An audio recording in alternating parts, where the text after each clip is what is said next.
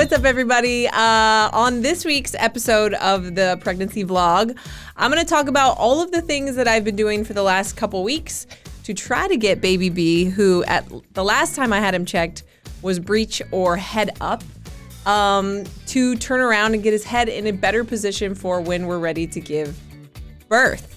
I'll be 34 weeks tomorrow, so it's not a huge deal at this point. They usually don't start to worry till 36 weeks, but I'm a worrier, and I don't like to take things all the way down to the wire. So I've been trying to do some things that I can do on my own to get him to turn, and I've filmed a bunch of them for you this week, and I'll go through and kind of talk about what those things are. Good morning, everybody. It is Saturday, February 7th, and today I am 33 weeks pregnant. Still sick. You can see just the tiredness in my eyes from not sleeping well with the sickness, but hopefully I'll be feeling better, and either way, I'm roughly 6 to 8 weeks away from meeting this baby. Here is my 33-week belly. So I've been sick for like 2 weeks and haven't been able to work out. So I'm interested to see my weight, because in normal life when I'm not pregnant, if I don't work out, I actually lose weight. My body doesn't usually hold on to as much muscle naturally, so we'll see. But here's my super glamorous 33-week belly.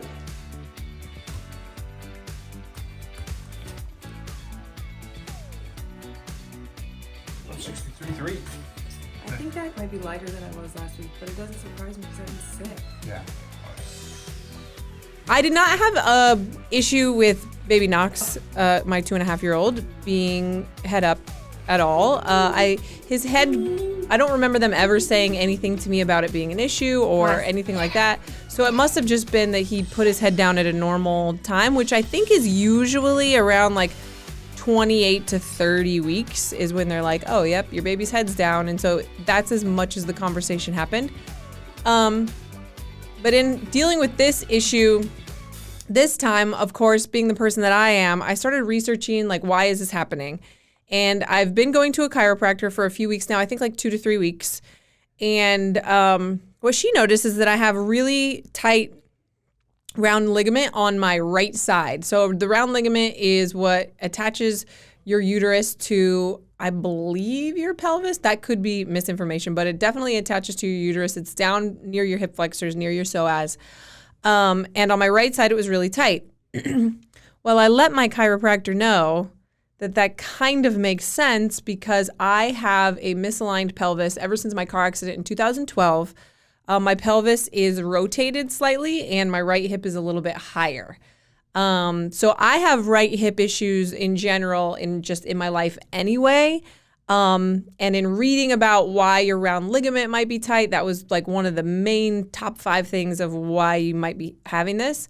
And when your round ligaments are tight, apparently it can make it so that there's less room for the baby to move around and get into a good position. It was all adding up and making sense. All right, since skipping workouts is not making me better, I'm just gonna work out today. Everyone's here, we're about to do the street parking vault workout. I'm modifying it slightly, taking out the box jump and doing a skip over instead of a dumbbell hop over or a double under.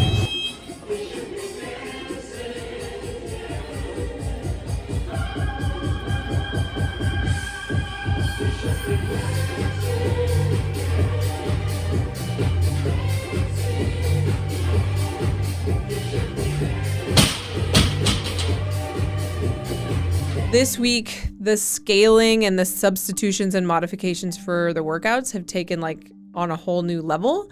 And I've even cut back how much I'm working out. So one day this week when I would normally have been working out, I stretched while everybody worked out. So I still was out there with the crew, but I went through some stretches that Erica, my doula, had sent me, specifically targeting that area, the round ligaments and the hips. And I went through all of that instead of working out. So I'm going to take more days off and focus more on some yoga and some stretching to try to give baby B more room. Those are probably 2 of the main things that I've been doing. Some other stuff, though, that I've tried is a website that I would recommend you can check out is spinningbabies.com. This was recommended to me from both Erica and my chiropractor. It's all about turning a baby who is breech or transverse, which means they're like laying on their side. So they're not head up or head down. They're like sideways, into a better position. They've got tons of resources and exercises on there, about that very topic. One of the things they suggest is doing what's called a forward leaning inversion. So on their website, you'll see they have like a woman on her knees on like the edge of a couch, and then she's doing like basically like a pike handstand hold, which we program pike handstand push-ups in street parking all the time. So I know all about that position. I'm still strong enough to do an actual handstand, and it's not hard for me to get in that position. I can hold it for like 30 seconds or more. So I asked my doula, is it okay if I just kick up into an actual handstand? And she said, yes.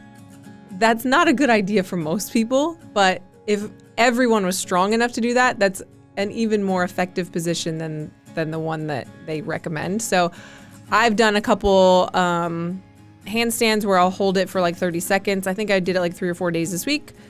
But any sort of like forward inversion like that, just using gravity to help get your baby to move and get into a better position.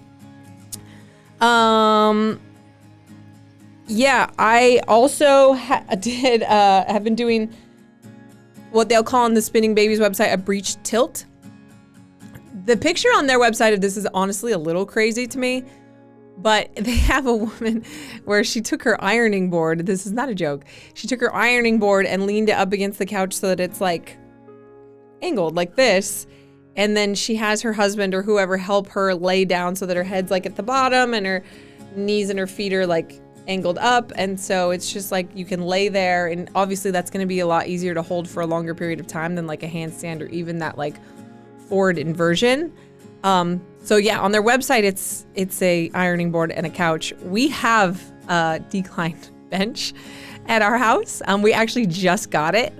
And I was like, well, this seems a lot sturdier and a lot more comfortable than that. So the funny thing is, I don't even know if we own an ironing board, to be honest, but we have a decline bench. So that's our family. I've been doing a decline lay on the bench. So Julian has to help me get into it so that it's not like a big ab strain. But you can do this with an ironing board too if you don't have one of these benches. See how tight my hips are today.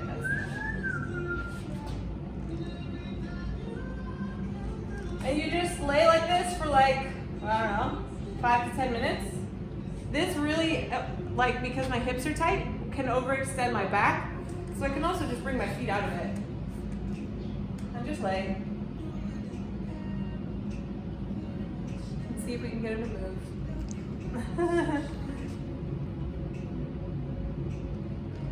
But to come out of it, that's when like I really need a lot of help. So he just, luckily he's strong. I can just pull myself up and he just stays sturdier. He can help pull me if I need him to. You can also try rolling out of it. Probably not recommended, but find something that you can take the strain off of your abs. So I've been laying on that, and I'll lay on it for 5 to 10 minutes or so. I noticed the very first time I did it, how much tighter my right round ligament was than my left. Like it felt like it was gonna tear off my body. So since then I've been doing it without my feet in the little like hooks, so that my hips aren't pulled so much, and you can just kind of lay there. The other night I got a little creative because gravity can make it hard for him to turn.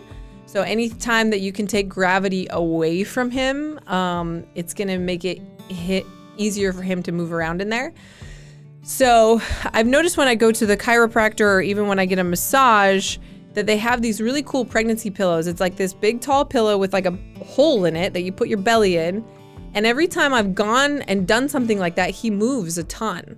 And so I took my pregnancy pillow that I've been sleeping with, which it kind of looks like a little snake, and I made it into a round shape and then added some more like blankets on top of it to make it a little deeper because my belly's pretty big now. And I'll lay face down on that like pillow. I mean, it's just like a massive donut pillow, I guess. That's Midgie. And this is my little makeshift pregnancy pillow. So it's my like pregnancy body pillow, and then I made it into a circle, and then just rolled up a blanket to make it a little bit taller at the bottom where it wasn't doubled up. And I'll just lay on there and let my belly hang and try to relax everything for like, I don't know, 5 or 10 minutes. It's really comfortable actually. So I'm gonna do that right now. And my belly just hangs. It doesn't touch the floor, so it just hangs, and he moves a ton during that, so I'll lay there for like 5 or 10 minutes, and that actually feels really good too. If you have tightness in your lower back, even if your baby's in a good position, that feels really good. Just make sure that it's tall enough that your belly doesn't hit the floor, and that the hole is big enough that your whole belly can go into it. And then the last thing, probably the craziest thing that I tried this week was called Moxibustion, or Moxa, you might hear it called. So this was sent to me by my doula. She asked me, like last week, she was like, how comfortable are you with like hippie type stuff? And I was like, oh, whatever, like, I don't care, I'll do it. And so she sent me in the mail, they look like massive cigarettes, or like joints almost. And the idea is that you light 2 of them, and you sit in a chair, and you put the lit tip, so it's like the end of a cigarette with a lit cigarette. You put the tip as close as you can, pain-wise, to the top of your pinky toe, and I guess it's like an acupuncture point. So it's similar to acupuncture, and it's supposed to stimulate the baby's movement, I guess. And I did it once this week. All right, so we're about to do something like super hippie-ish. At this point, it's like whatever. This is like something that my doula has suggested that we try, because why not? And they're called Moxibustion sticks. They're like little incense sticks. They look like joints. Here, show them.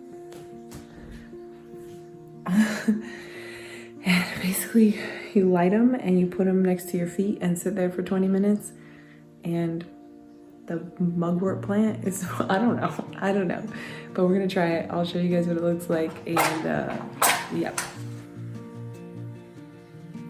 She said to do this outside, but it's cold outside.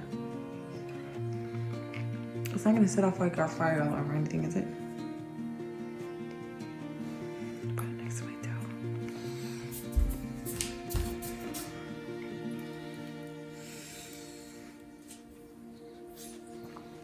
Definitely smells like weed, like she said it would. Can you smell it? Mm-hmm.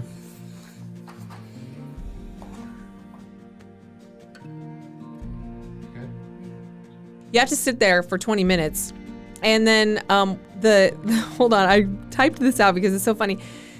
The Chinese herb that's in there is called mugwort, which just sounds like Harry Potter to me. Like now this is magic at this point. And has an aroma that honestly is very similar to marijuana. But it's supposed to be like relaxing. It's like aromatherapy with the acupuncture, and you sit there for 20 minutes, and you're supposed to do it every day. I only did it once, only because she only sent me enough to do like 4 days in a row. So I wanted to wait until after my appointment this upcoming Tuesday to see if he was still head up. And then I'll do it more days in a row. Because I also, I was going to bed 20 minutes later, because you're supposed to do it right before you go to bed, and I already ride the line of getting enough sleep. So I saved the rest of it. But the funniest part about it was that I took the little cigarette joint looking things and I put them in the windowsill, as you do with those types of things, I guess, after we were done. And the people working in our kitchen have definitely just been like working around them. Like they've definitely seen them because they were on the windowsill in our kitchen, which is pretty funny. But yeah, I think there's I've felt him move a lot. Baby B, if you guys have watched the vlog, he's always moved a ton.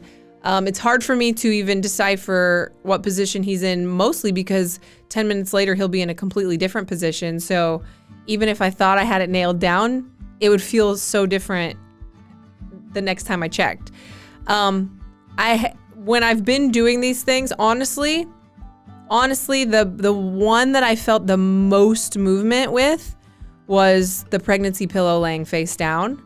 When I did that, there was a lot of movement that almost felt like that, like circular movement of him like turning himself around. I'm not going to get too attached to the idea that I've been successful, but I do feel that these things are helping. And I'm really interested to see on Tuesday what they say. So if he hasn't turned yet, I know that the midwife had talked about doing acupuncture, and they've also talked about doing what's called an ECV, where they will go in with their hands and try to move them, not in, but like on my belly, and they will try to move him themselves. That's, I guess, really tough to do for a first baby, but since this is my second pregnancy, there should be a little bit more room. So they said that they're confident that if he didn't turn head down by 36 weeks, that they could turn him themselves. That will be an interesting episode because apparently it's really painful if that happens. So we'll keep an eye on it and I'll keep you guys updated. But if you find yourself in this position or if you're worried about it, check out that spinningbabies.com site. Make sure that you're not doing stuff that is going to keep your hip flexors super tight. So even just like sitting for a long time or anything, add some stretching in there, modify the movements if you need to. Find a Webster chiropractor earlier than I did. I would say sometime in your second trimester, see if you can start getting that kind of stuff done. And yeah, the only other thing this week is that we've had is I've had to stay away from the coronavirus. Not so much the sickness, to be honest, but just the anxiety that everybody's having around it. There are so many things that can go wrong in the next 6 to 8 weeks of my life. The last thing I need to be worried about is that. So I've tried to distance myself from those conversations and those worries, and as much as possible, social media posts and websites and all of that, and just kept to myself and focused on me and baby B and what's to come. So that's this week. Next week we were supposed to be headed to Vegas, which because of the whole coronavirus thing is not happening. So we'll let you guys know next week what happens to the midwife and what's going on with this Breech baby. But until then, we'll see you next time.